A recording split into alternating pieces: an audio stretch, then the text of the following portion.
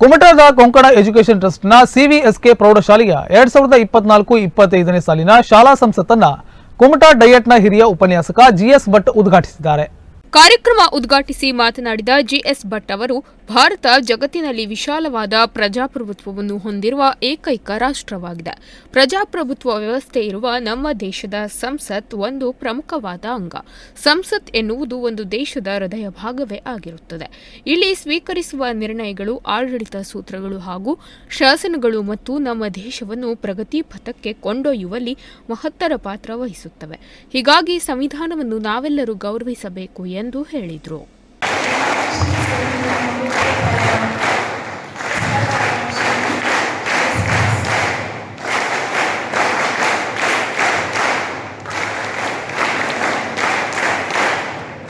Before we commence with let it fly and shine and gleam, pack it into your notebook by make the loading clean.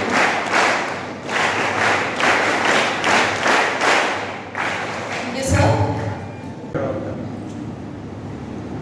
ನೀವು ಕೇಳಿರ್ಬೋದು, ಒಬ್ಬ ದೊಡ್ಡ ಭಾಷಣಕಾರ ಇದ್ದಾರೆ, ಭಾಳ ದೊಡ್ಡ ಭಾಷಣಕಾರ. ಇಲ್ಲಿ ಈಗಾಗಲೇ ನಿಮ್ಮ ಶಾಲೆಯಲ್ಲಿ ಕೆಲವಷ್ಟು ರಾಜಕಾರಣಿಗಳು ರೆಡಿ ಆಗಿದ್ದಾರೆ.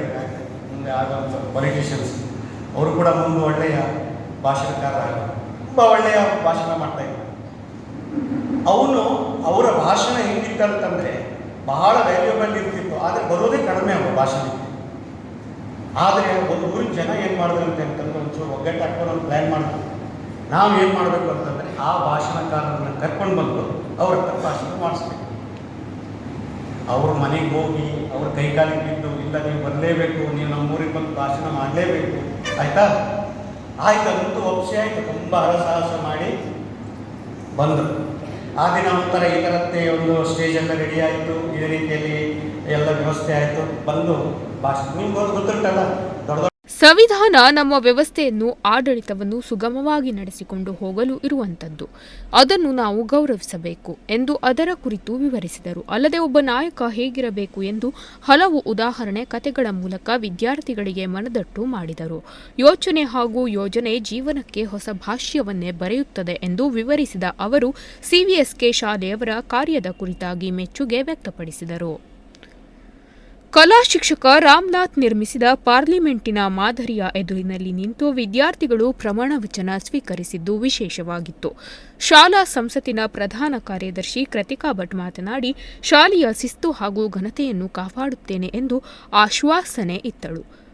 ವಿದ್ಯಾರ್ಥಿಗಳ ಪ್ರಧಾನ ಕಾರ್ಯದರ್ಶಿ ಧ್ರುವ ನಾಯ್ಕ್ ಹಾಗೂ ಇತರ ಕಾರ್ಯದರ್ಶಿಗಳು ಹಾಗೂ ಕನ್ನಡ, ಸಂಸ್ಕೃತ, ಇಂಗ್ಲಿಷ್, ಸಮಾಜ, ವಿಜ್ಞಾನ ಮತ್ತು ಗಣಿತ ಹಾಗೂ ಕ್ರೀಡಾ ಸಂಘಗಳ ಪದಾಧಿಕಾರಿಗಳು ಇದ್ದರು.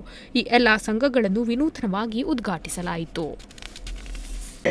3 ಏನಿದೆ ಸೈಡ್ಸ್ ಇದೆ ಅಲ್ವಾ, ಆ ಸೈಡ್ಸಲ್ಲಿ ಕೆಳಗಿನ ಸೈಡ್, ಈ ಒಂದು ಸೈಡ್ ಏನಿದೆ ಅಂತಂದರೆ ಅದನ್ನು ನಾವು ಟೀಚರ್ಸ್ ಅಂತ ಕನ್ಸಿಡರ್ ಮಾಡಿದ್ರೆ, ಈ ಒಂದು ಸೈಡ್ ಈ ಕಡೆಗೆ ಇರುವಂಥದ್ದು ಏನಿದೆ ಅಂತಂದರೆ ಅದನ್ನು ನಾವು ಪೇರೆಂಟ್ಸ್ ಅಂತ ಅಂದ್ಕೊಂಡ್ರೆ, ಈ ಕಡೆಗಿರೋದು ಮ್ಯಾನೇಜ್ಮೆಂಟ್ ಅಂತ ಅಂದ್ಕೊಂಡ್ರೆ, ಇದು 3 ಕೂಡ ಒಳ್ಳೆ ರೀತಿಯಿಂದ ಏನು ಬಹಳ ಒಗ್ಗಟ್ಟಾಗಿ ಕೆಲಸ ಮಾಡ್ತಾ ಇದೆ ಅಂತಂದರೆ ಆ ಶಾಲೆ ತುಂಬ ಒಳ್ಳೆಯ ಔನ್ನತ್ಯಕ್ಕೆ ಬರ್ತದೆ. ಅದಕ್ಕೋಸ್ಕರನೇ ಈ ಶಾಲೆ ಇಷ್ಟೊಂದು ಔನ್ನತ್ಯ ಪಡೀತಾ ಇದೆ. ಪ್ರತಿ ವರ್ಷ ಒಂದು ರಿಸಲ್ಟ್ ಇರ್ಬೋದು, ಅಥವಾ ಮಕ್ಕಳ ಒಂದು ಎಕಡಮಿಕ್ ಪರ್ಫಾರ್ಮೆನ್ಸ್ ಇರ್ಬೋದು, ಓವರಾಲ್ ಎಲ್ಲ ಪರ್ಫಾರ್ಮೆನ್ಸ್ ಇರ್ಬೋದು, ತುಂಬ ಒಳ್ಳೆಯದಾಗಿದೆ ಅಂತಂದರೆ ಖಂಡಿತ ಅದೆಲ್ಲ ಕಾರಣ ಅಂತೇಳಿ ನಾನು ಭಾವಿಸಿದ್ದೇನೆ. ಮತ್ತೊಮ್ಮೆ ಈ ಶಾಲೆಯ ಆಡಳಿತ ಮಂಡಳಿಗೆ ಹಾಗೂ ಈ ಶಾಲೆಯ ಮುಖ್ಯ ಶಿಕ್ಷಕರಾಗಿ ಎಲ್ಲ ಶಿಕ್ಷಕ ವರ್ಗದವರಿಗೆ, ಪೇರೆಂಟ್ಸ್ಗಳಿಗೆ, ಪ್ರೀತಿಯ ಮಕ್ಕಳಿಗೆ ಎಲ್ಲರಿಗೂ ಕೂಡ ನಾನು ಮನದಾಳದ ಅಭಿನಂದನೆಗಳನ್ನು ಸಲ್ಲಿಸ್ತಾ ಇದ್ದೇನೆ. ಇದೇ ರೀತಿ ನಿಮ್ಮ ವೆಂಚರ್ ಏನಾಗಿದೆ ಅಂತಂದರೆ ಅಡ್ವೆಂಚರ್ ಆಗಿ ಮುಂದುವರಿಯಲಿ ಅಂತೇಳಿ ನಾನು ಮತ್ತೊಮ್ಮೆ ಪ್ರಾರ್ಥಿಸ್ತಾ ಇದ್ದೇನೆ. ಮುಖ್ಯೋಪಾಧ್ಯಾಯಿನಿ ಸುಮಾ ಪ್ರಭು ಅಧ್ಯಕ್ಷತೆ ವಹಿಸಿ ಮಾತನಾಡಿ, ಶಾಲಾ ಸಂಸತ್ತನ್ನು ಗೌರವಿಸಿ ಹಾಗೂ ಮುಂದೂ ಕೂಡ ನಾಯಕರಾಗಿ ಬಾಳಿ ಎಂದು ಹಾರೈಸಿದರು. ಈ ಕಾರ್ಯಕ್ರಮವನ್ನು ವಿನೂತನವಾಗಿ ಉದ್ಘಾಟಿಸುವಲ್ಲಿ ಸಹಕರಿಸಿದ ಶಿಕ್ಷಕ ವೃಂದಕ್ಕೆ ಧನ್ಯವಾದ ಹೇಳಿದರು. ವೇದಿಕೆಯಲ್ಲಿ ಶೈಕ್ಷಣಿಕ ಸಲಹೆಗಾರ ಆರ್ಎಚ್ ದೇಶ್ ಭಂಡಾರಿ ಹಾಗೂ ವಿಧಾತ್ರಿ ಅಕಾಡೆಮಿಯ ಸಹ ಸಂಸ್ಥಾಪಕ ಗುರುರಾಜ್ ಶೆಟ್ಟಿ ಉಪಸ್ಥಿತರಿದ್ದರು. ಶಿಕ್ಷಕಿ ವಾಣಿಶ್ರೀ ಸ್ವಾಗತಿಸಿದರು. ಶಿಕ್ಷಕಿ ಶಾಹಿದಾ ಶೆಟ್ಟಿ, ಸವಿತಾ ಪಿಂಟು ನಿರೂಪಿಸಿದರೆ, ಶಿಕ್ಷಕಿ ಏಂಜಲ್ ಧನ್ಯವಾದ ಸಮರ್ಪಿಸಿದರು. ಶ್ರೇಯಾ ಸಂಗಡಿಗರು ಪ್ರಾರ್ಥಿಸಿದರು. Nudisiri news desk, Honnavar.